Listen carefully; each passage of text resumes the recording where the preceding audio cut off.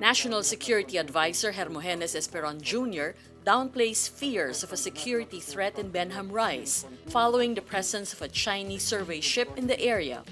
Esperon, during a Senate hearing on the proposed Benham Rise Development Authority on Wednesday, cites China's latest statement recognizing Philippine sovereign rights over the maritime territory. But he admits the government does not yet know what the survey ship actually did in the area, saying it could have been an innocent passage or a possible breach because the ship stayed there for 3 months.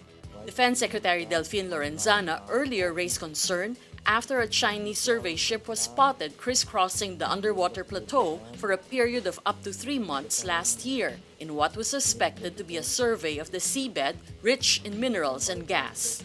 Esperon also confirms that a drone had been spotted in the Benham Rise area, but says security officials have yet to tackle this, pending a full report on the incident. He adds he has no idea about the origin of the drone, which the Philippine Navy spotted flying over Benham Rise. I have not seen the report on the exact location of BRT Alcaraz.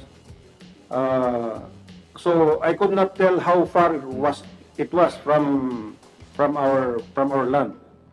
But if it was reported by our own troops, why would they report it if it is coming from friendly troops, meaning ours? The Navy has sent the BRP Ramon Alcaraz to patrol Benham Rise following the incident. Davao del Norte's 2nd District Representative Antonio Floirendo Jr. says he is not part of any plans to remove Davao del Norte 1st District Representative Pantaleon Alvarez as Speaker. Floirendo says, quote, "If ever there is an iota of truth to the ouster plot, I am 100% not a part of it." Alvarez earlier filed a graft complaint against Floirendo before the Office of the Ombudsman for allegedly having an unconstitutional business interest while serving as an elected official. Alvarez also called for a probe into the allegedly anomalous deal between the Bureau of Corrections and Floirendo's Tagum Agricultural Development Corporation, one of the world's largest banana firms. Rumors are going around that the longtime friends from Davao are feuding. Floirendo is supposedly plotting to oust Alvarez as Speaker and have him replaced by Pampanga Representative Gloria Arroyo. Floirendo admits he and Alvarez are currently having a brotherly misunderstanding.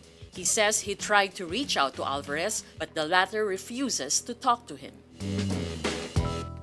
President Rodrigo Duterte meets Moro National Liberation Front Chairman Nur Misuari on the eve of his birthday. Presidential spokesman Ernesto Abella says Duterte and Misuari had a closed-door meeting Monday night. Abella could not elaborate when asked about any agreements reached or decisions made. He says he expected their talk was about the Mindanao peace process. Duterte previously said he'd been discussing with the Muslim leader a preparatory document about the proposed federal system for the benefit of Mindanao. Misuari has agreed to participate in the crafting of a law that will create a new Bangsamoro region.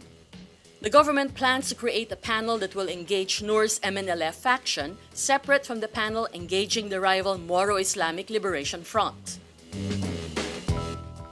The Philippine Air Force on Wednesday formally receives the 4th batch of FA-50 lead-in fighter trainers from South Korea. The arrival of 2 more jets puts the total number of FA-50s in the Air Force inventory at 8. 4 more will arrive in the following months to complete the Air Force's squadron of 12 fighter jets. The FA-50 is technically a fighter trainer, but the Air Force acquired these to perform multiple roles. They have been deployed for surgical airstrikes against local terrorists in Mindanao. The jets were acquired for 18 billion pesos under the Aquino administration.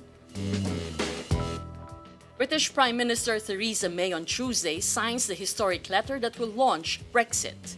The British government will deliver the letter to European Union President Donald Tusk on Wednesday, formally notifying him of Britain's intention to leave the bloc after 44 years of membership.